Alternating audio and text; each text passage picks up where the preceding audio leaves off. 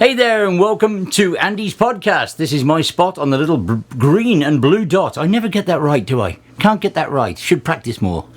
And welcome to Andy's podcast. And today's subjects are the usual subjects: time, money, balance, compromise, experience, and communication. That's what we're doing here. We're trying to help people communicate to save them time and money using my experience. I like helping people, so that's what I'm doing here. Trying to help you negotiate life and using my experience. Now, some people would say that's a very dangerous thing, but but there you go. I mean, all I can do is try and help and give you a new idea, give you something new to focus on, and give you the opportunity to comment and do all your commenting and subscribing and all that stuff. And it gives you the opportunity to voice your opinion in a space where we want everybody's opinion. You know, there's no such thing. So what's our podcast about today? Well, our podcast was suggested by another patron of mine, and she said, a discussion or an argument, which is it? So, you know, the whole premise of a discussion and an argument. So I've been involved in a lot of that. When I was younger, I was always right. Are we out there, kids? Yeah, you know who you are. Everybody. So I knew what I knew, and that was it, and that was always going to happen because I didn't listen. So the most important thing to decide whether it's a discussion or an argument, if you're not sure what you're walking into and you're going to meet new people or you're having a meeting about something, is it a problem? Firstly, are you having a meeting about a problem that needs solving, or you're having a meeting about an idea or to discuss a concept? They're very, very different things, but how you deal with them is virtually the same, because you have to. The first most important thing is listening. There is a link below to an excellent listening video, and if you haven't seen it, you need to watch it. Regardless of what you do, where you are in the world, it's absolutely brilliant. It's one of the best things I've ever heard on listening. So a problem or an idea, is it your idea, your problem, or is it somebody else's? That's also where listening is even more important. If it's your problem or your idea, I've said before, if you have a problem, there was a notice on a door once that said, if you have a problem, that's fine. Don't walk through this door unless you know how to solve it. Right, well, to solve problems, you need help. And one of my favourite sayings is collaboration is a strength, not a weakness. But that depends on a lot of things. People might be collaborating with you to serve themselves, and that's fine. I mean, especially in business. But also, they have to realise it's a collaboration rather than just a one-sided, oh, I'm helping you out thing, which I found recently is very odd. People sometimes offer their help to get the gratification of being able to say, well, I'm helping you, I'm helping you. It's not a discussion. It's like it's a thing they have that they have to help people. But in order to say that, it's very strange. I ran into it the other day, and I thought, wow, okay. And the first thing I do is when I say to people, are you going to a new meeting or a discussion, or I'm going to a new meeting and discussion. I had a new meeting yesterday with people. Never met them. They found me by reputation, and yeah, great. So what does it depend on? Well, the first few minutes are all about listening to what they want, or the idea, or the problem, or the concept. What are they trying to deliver? Because one of the reasons you're there is because you can help solve it. If it's a problem, or you can come up with new ways to approach an idea, or your experience. You've been hired because of your experience, that they know you've done this before or done something similar, or they know of your reputation about solving things. Because I'm a bridge builder, for want of a better expression, and my bridge building skills come from the ability to connect with very, very different people. I can work with Mary from accounting. I keep quoting Mary from accounting. I actually don't know anybody called Mary in accounting. Just to clear that up. And but Mary in accounting, but I can talk to the CEO. I could also talk to the CEO's wife, who's nothing to do with the company, right? But she likes what I do. I can talk to a 4-year-old about what they would like to see, what sort of dinosaur you want me to carve. It doesn't matter. Whatever the project is, it's irrelevant. It's about, is it a discussion or is it an argument? So in the first few minutes, in order to design your questions and to come up with answers to other people's questions, because everybody's there to discuss something, and whether it's one-sided or not, they're still in a room together or outside together or wherever they are. So it's about listening. You have to listen carefully to what people say. You need to know a bit about their background if you can. Who are they there representing? What are they trying to, what's the overall vision? If they represent a large company or a county or a government, you have to sort of ask questions about the overall, the big picture, obviously, because how does it fit into the big picture somewhere? Like, for example, if somebody's going to develop an entire park complex, and this is the very first meeting about the community, or the very first meeting about maybe turning things into art, or involving art in the project at all, because a lot of municipalities don't want art because you have to maintain it and they don't like it. So, well, it's not that they don't like it, they love it, but they just don't want to pay to maintain it because they know it's got a maintenance cost to it. So, but does that maintenance cost come from knowing things from an architectural point of view, knowing things from a physical point of view, having been an artist themselves? Who knows who you're talking to? You could be talking to the CFO of a company, and he could be a painter. Who knows? So you have to listen very carefully to people's openings and their backstory. If they're going to do an introduction, you have to listen very carefully to the way they phrase their words. This is very important. I never used to do this. It taught me some lessons, I can tell you, because we may do this, or we could do this, depending, or things like. Yes, just get on with it. Okay. I've literally been to meetings where people know who I am. They have a budget. They say, we have this much money, we want this done. And I'll say, it's possible, but what's the, and I want to ask questions. And they'll say, no, just get on with it. They're not interested. So they're not interested because they've got a short time to discuss it. They have a budget. And they know they give you they tell you what they want, and if I can do it, well, great. And if the budget's right for me, great. Discussion over. But in those, I get paid in advance anyway, so you don't hire me and then say, well, I don't really like that. It's not what I was thinking of. So that's why you have to ask questions, because you have to nail down the details. People say, we'll discuss the details later. We're just dealing with the concept. Well, that's great. So, has the concept got a plan? Is it part of a bigger plan? And is that worthy of more discussion? Again, you have to listen to what they say, and you have to ask the relevant questions. You have to ask that question. Is this part of a bigger project? How have we got a delivery timeline? There's lots of different things. It doesn't matter what you're doing, really. Obviously, if you're standing in a field with a machine driver and you need your field cleared, it's a bit more of a simple discussion. But unless you discuss it and listen to what that man says, you won't know how long it's going to take to clear the field, what the finish is going to be like, what you should put on the field afterwards. It doesn't matter whether it's a field or a parking lot or whatever it is. I keep talking about big sort of outdoor projects because that's what I'm used to. But in an office space, reorganizing an office, right? It's the same thing. You have to listen to what people want and then figure out the space you have and then figure out which is the most effective way to do it. Let me quote you an example of not really thinking in advance due to somebody else's one-sided opinion. Somebody built a kitchen and they had the most magnificent worktop I think I've ever seen. Beautiful, beautiful stone thing. It is magnificent. It is quite beautiful. It's a piece of art on its own, and it cost a lot of money. And they built this entire huge island which this thing sits on, and they put the sink at one end and the dishwasher at the other, because the builder told them they couldn't change anything. That's not a discussion. That's just somebody telling you what they want to do because they're too lazy to change it.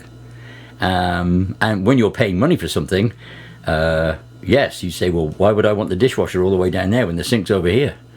It makes no sense at all. So, it was weird. But that's how it ended up, because they believed exactly what the man said. They did no research, and they didn't actually think really about what they wanted. It's very strange. They sort of got a lot of people get pushed around, and it's because they haven't got a level of knowledge about these things. And when somebody tells them something's very difficult and it's going to be more money and more expensive, they just believe them. Well, get a second opinion. That's very important. But the first thing is listen to what they've got to say. And then if you have time, you go away and write down what they said, or you record it. You just put your phone out there and record everybody talking. That's the easiest way if nobody objects. Because that way you'll have an accurate record of what was said, and then you'll be able to ask better questions the next time. when you're going to make a point about as part of a discussion, so is it a discussion or is it an argument? We're back to the throw of the whole show. You'll be able to tell in the first few minutes. It depends on the premise of it. If it's a problem, it's a discussion, and then there are going to be varying opinions on how to solve it. But it's either going to be led by budget or time, and there's going to have to be compromises if there's a problem. So unless it's a very straightforward one, in which case there wouldn't be a meeting. so that's unless the boss wanted some new eyes and some new ideas, So is it just an idea and a concept? That's a very different meeting, because it's great. I find them real fun because I like to hear what people are thinking, and I like to hear how they think this is all going to go whoosh and appear. So that's when obviously you ask questions. So is this going to happen? Is it in a bigger plan, or is it just an idea? We're just sitting around and we'll have a coffee and discuss it and see whether it's got any merit. Does it fit for us, as a company or as a group or a association or whatever it is, If it's more of a solid thing and it is going to be done, what's the budget? Because the budget leads to a lot of other questions. And if you know something about the experience of it, or you have experience in a particular subject and they ask you about your part of the budget, and you say, well, based on my experience, it's going to be at least this much to achieve this. And they say, well, no, the budget won't stand that. Okay. So that then is one question. So that then you move down a notch and say, what would you like to achieve for your budget? It's just turn the question back to them. So, but you have to make the points gently. You can never ever raise your voice, even if you're wildly agitated. And I know what that looks like. Because I've been to meetings where people are trying to force their opinions on people, and it's not a discussion at all. It's just a one-sided, I'm going to tell you what we're going to do, and we're going to do it, and all the rest of the people in the room are just going to toe the line. And that can be corporate, that can be government, because if the big dog wants it to happen, well, he's just going to tell his minions what to do. And that's fine. That's how business works. I understand that. But I don't go to many of those meetings because I don't work for people like that. So, and when I'm brought in, I think my biggest gripe about discussion or argument is that I'm brought in too late. There are decisions that are decided or things that have been put into the pot, as it were, and people then think that's how it is. And then when I'm brought in later, I have to dispel one part of it and say, well, look, if you want to do this, it's not quite as simple as ordering out of a book, or you have to think about this and this and this, and I need to ask a few more questions. So, but it depends but you have to make your point gently, and then and see the response. You have to listen. Discussions or arguments, you have to listen to what people are saying, because if it's a one-sided discussion, and you don't agree with that, you need to make your point gently to see what the facts are behind the other side. It's very, very easy, because it all comes down to math, time and money, and we can measure that, can't we?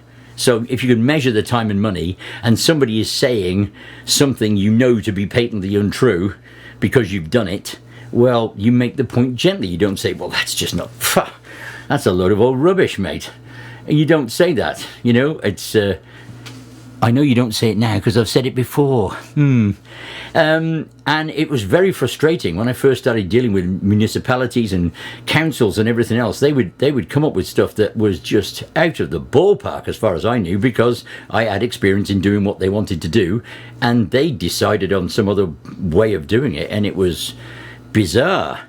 So I had to try and find out by listening how they'd got there, and it was very important to understand that. Excuse me, I keep doing that, don't I? Don't edit it out, you see, dear. Haven't got the editing technology yet. So, and people say, they always say, oh, well, we're not worrying about the details, we just want the concept, okay? So that's fine, unless the details really matter, unless the detailing part of it is going to be a major part of the budget. I mean, I was involved, I was on the side of another project where I heard the discussions, and there were pieces of art being produced, but the main part of it was the finishing of the painting of the finished article. So the budget was all about the paint. It wasn't really about the installation of these big plastic things. It was about painting them and making that maintainable. And and people in the room had absolutely no idea how much real expensive paint cost, what the cost was. And they were quite stunned when they found out. What? Like, $300 a gallon. And they were going, what? No, you just get it from Walmart. But yes, you do if you want it to last 5 minutes. So they didn't. So the detail at that stage was very important to try and turn the discussion into the concept is great, the idea is great, it will generate tourism, the economic impact will be fantastic, the enjoyment level will be great, we put ourselves on the map, but then it's the actual thing that's going to do all that is how these things are finished. So it was a detail thing that was going to control the rest of the discussion. But unless you picked up on that in the descriptions of what people were going to do, and just ask a question. Well, has anybody got any ideas how much these things are going to cost to finish? Because I know paint is very expensive. Because I'm not a painter. I know a lot of painters, but I don't mean a portraiture painter. I mean a mechanical painter, car sprayers and things like this, because I know how much paint costs for cars. It costs a fortune. So discussion or argument is about listening.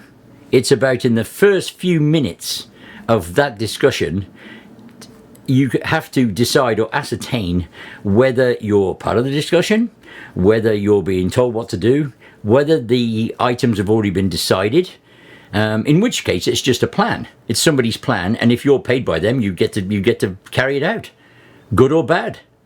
But if it's part of an overall discussion from a group of people who all want the project to move forward, that's much more of a discussion, and then you have to put the details into that. Your experience is what leads that, you see. So does a discussion or an argument lead to anything else? Does it present any opportunities? Yes, it does. It presents an opportunity to listen a lot more carefully. If you go into a room and you think it's very intimidating, it's funny, actually. Over the years, I've been invited to a lot of big meetings with very, very high-powered people, and who control large, the infrastructure stuff. And and it turns out I'm not the little dog in the room. I'm the big dog. That's why they asked me. And I've always found that really bizarre, because I'm talking to all these amazing people who control huge things, and I'm just this guy, And but I'm the big dog. So it's always it's an opportunity to meet them. It's an opportunity to see how they act. It's very interesting, especially at senior level. It's an opportunity to see whether they ask the right questions. CEOs have concept and they have delivery. They don't want the bit in the middle. That's what number 2s are for. Or the number 1, Star Trek. Number 1, get me that concept delivered, please. So CEOs aren't bothered about stuff like that. They love the concept. They love, talking about this. They love my work, but they don't want to know about the detailing. Just get it done. Now, they won't say that in that way because they're CEOs, but they will say, number 1, make sure this man gets everything he wants. So then I deal with number 1. So it presents an opportunity to listen and learn about the hierarchy that it may exist, either locally, nationally, regionally. It's an opportunity to learn from other people. And it's an opportunity to see how different people's opinions are formed. Are they formed by experience? Are they formed by Google? Are they formed by them being told by somebody else what to do? Or are they formed by the bubble? Yes, we're back to you, bubble-lights. Some people live in a bubble where they know a certain range of facts, and that's it. They're not going outside the bubble to find anything else out. They know that A plus B equals C, and that's it.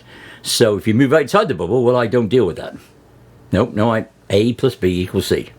And they deal within that realm. So to deal with a person like that, you have to know what A plus B plus C is in their bubble.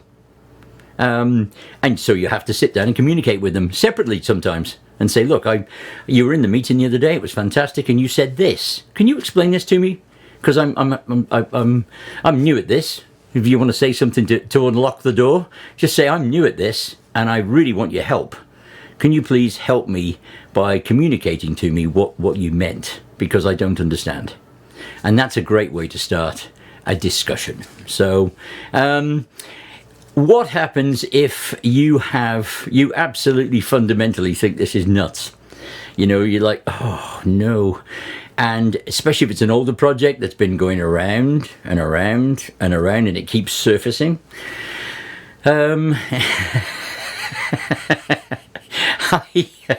I went to a meeting once and there was a standing item on the agenda, and the item on the agenda was there by the number one underneath the boss, and he wanted an office shower. He wanted a shower block put somewhere in the office so he could change, and other people could do that when they go out and do field work. They could come back and change into their office attire and whatever. But he said it was fundamental. They were an outdoor organisation, a lot of outdoor project work, and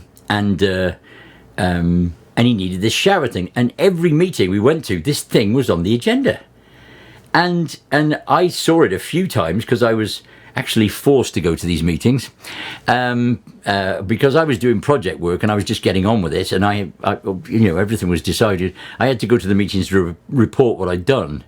I should have just sent them a picture, but they didn't want that. They wanted me to tell them. So I went to these meetings and this thing was on the agenda every time. And I thought, wow, what's this about? Shower block? But this was here last time and the time before. And anyway, I got to, because the CEO just dismissed it and said, when we have the budget to alter the building, we are going to make improvements to the building. We might move, so there's no point in spending money on this building because we don't own it. We'll table this. And it used to get tabled every time. And I thought, wow. So I went to see this man and I said, can you explain to me what the shower thing's about? I said, it'd be lovely to have a shower because sometimes I come here and I'm not in a good state because I've been outside all day with a chainsaw. So I said, that sounds like a great idea. I said, but what's it about? Tell me what you want a shower for. Because I said, you are an administrator. You don't do a lot of outdoor stuff. And he said, well, I want to be able to get changed. I want to be able to, if I come to work, it's a long way for me to go home. I said, okay, but what are you getting changed for? You know, why are you showering and getting on? Well, I want to go out. Oh, okay. Well, socially, you mean? Yes, I want to be able to change here on a Friday night and just go straight out. I don't want to bother going home. So the whole thing about putting a shower block inside this office was also the man could go out and party. And it was just fantastic. And it was on the agenda every week. It was, but until I asked him really why he wanted a shower block, I didn't get the answer. But it was quite amusing. And he kept going. He was in all the meetings. He never got it as far as I know. But hey, God bless. You know, you want something yourself, just ask for it. But it was fairly amusing when I got his answer. Well, I don't want to go home. I just want to get showered and go out. And that was it. So it's as simple as that sometimes. So to him, it wasn't a discussion or an argument or anything else. He just wanted a shower block, and he's going to say that every meeting, and there you go. So he's in his bubble, and he wants his bubble. He wants his shower bubble, you know. And if you don't agree with something, and you just have to either just sit there and listen, and make notes, and actually figure out how to ask the right questions. Or you have to figure out how to communicate on that person's level. If they're absolutely fundamentally wrong in your opinion, you better be able to prove it. So that's math and time and money. And math never lies. So if they're fundamentally wrong about something that's going to cost something and they don't realize, because they've been told by their neighbor that it doesn't cost that much, and that's what they know, you have to figure out a way of communicating that. So it's a separate discussion with them, really. Sounds like a meeting on top of a meeting on top of a meeting. Well, unfortunately, that's how they go. I am very good at cutting to the chase. And because I've been to a lot of meetings and I've heard a lot of things and I've got a lot of experience. So when people, I listen now, and then they usually look at me because they know I've got a big mouth. And they usually say, wow, Andy, you're very quiet. And I say, yes, I'm listening. And they go, oh, wow, okay. And then they'll go back to the discussion. And then a few minutes later, they say, you still haven't, would you like to ask a question, Andy? And I'll go, yes, I would, thank you. And I say, I've got a number of questions based on what's been said. I made a few notes, if you don't mind. And they say, yes, sure, what is it? And I'll ask the questions. Well, some of them would be quite difficult because they don't want to give me the answers, or there isn't the budget, or the project isn't going to move that far, or this is just a discussion and I don't even need to ask the questions because I don't really think it's going to happen. There's a lot of art projects like that, I'm afraid. And so I ask the questions, and then if they're not listening to me, they'll just carry on with what they're saying and take no notice of what I've said at all. And that means they're not listening. So to me, it's frustrating, but at the same time, you then know that you're not really involved in the project. So you can do your little bit and support them and say, look, I'd love to, I think the project's great. You go forward. Any support you need of me, you just ask and I'll be right there. And of course, they never ask because you're not actually part of the discussion. But if you have to do something, you say, I will do this now and I will go and get that done. And if you need anything else from me, please ask. Because that then forces them to ask you for something that they may not have included in the discussion. But you don't make it into an argument. What's the point of an argument? Okay? If it's about going and buying eggs and you don't want eggs, you don't like eggs, why are you buying eggs? Whatever, Actually, an argument is a waste of time. You're wasting your time and money. Number one, you're discussing something that's probably gone round and round again, and you've got two differing opinions. Well, you have to figure out how to listen to the other person to understand their opinion, to avoid an argument. If somebody deals with you on it's my way or the highway, well, there's nothing you can do about that. Especially if you're employed by them.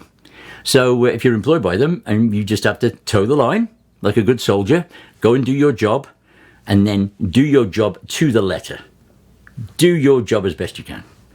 But then if you don't get any satisfaction on any front, okay, you don't lose it. You don't go and thrash the water cooler, throw things at the photocopier, smash pencils on the desk, go and throw your chainsaw across a field. Done that. I was very frustrated. You know why I was frustrated? Because I was 3/4 of the way through a sculpture and my chainsaw blew up in a field. And I didn't have a spare at the time. So I was wild. But it's just a chainsaw. So I stopped work, put my stuff away, went off, bought a new chainsaw, went back to the field and finished it off. No need to get mad. What's the point? Just raise your blood pressure, waste of time. And then the last thing you need to remember, is it a discussion or is it an argument? It doesn't matter. You know why? Because you can't win them all. All right? Sometimes things will go your way and sometimes they won't. But the most important part of is it a discussion or an argument is listening. Listen to the people, make notes, ask the right questions gently. Okay, record them record the questions if you know. Don't worry about the details because you'll soon know in the first few minutes whether you're involved in a discussion or an argument. And if it's an argument and it's somebody else's, just listen all the time. You don't need to get involved in somebody else's argument. So there you go. So is it a discussion or an argument? I don't like having arguments. I like to discuss things. And if you end up on two separate sides of the fence, and it's usually controlled by something. It's either they won't compromise or it's too much money. There's not enough time. There's a reason controlling both sides of the fence. So find out which side of the fence you're on, find out what's controlling that side of the fence, and then try and offer a compromise or balance. But yeah, until you know that, the only way you'll find out is by listening. So discussions or arguments, it doesn't matter. It all begins with listening and then communicating effectively within that meeting or within that meeting of minds, and finding a bit more out about the people you're communicating with and what they actually want. Okay. So there you go. That's it from me today. I hope you're finding these great. Please pass them on, make your comments, ask me questions, send me subjects to talk about. I'm just thrilled that people are listening, and I've had a lot of people who've said, where do I find this podcast of yours? Which is great. And so thank you very much. I really feel empowered by it. I feel it's just nice to know that people are getting something from it, and then I'm making the right points based on experience, which hopefully will save you some time and money. And yeah, I'm just happy to be here, and it's been great fun. And remember one thing, creation always begins with destruction, yes, and then that we don't do boring here at Andy's podcast. I'll see you next week. Bye.